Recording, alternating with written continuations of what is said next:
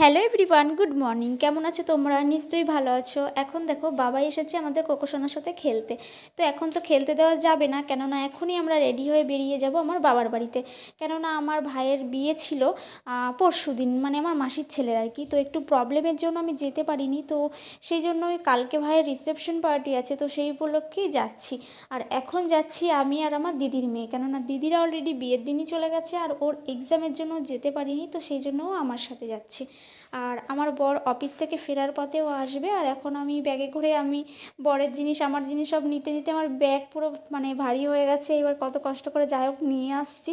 আর আমি বাড়িতে চলেও এসেছি। এসে খাওয়া দাওয়া কমপ্লিট করে আমার দিদি মেয়ে বলছে, মানি তুমি তো সবাইকেই ফেসিয়াল করে দাও, তো তুমি তো কিছু করো না, তো আজকে আমি ঘরের যা যা আছে সব জিনিস দিয়ে আমি তোমাকে করে দেবো। তা আমি বললাম ঠিক আছে করে দে। তো ঘরে ছিল টক দই, দুধ, বেসন, সো এইসব দিয়েও আমাকে ফেসিয়াল করে দিচ্ছে।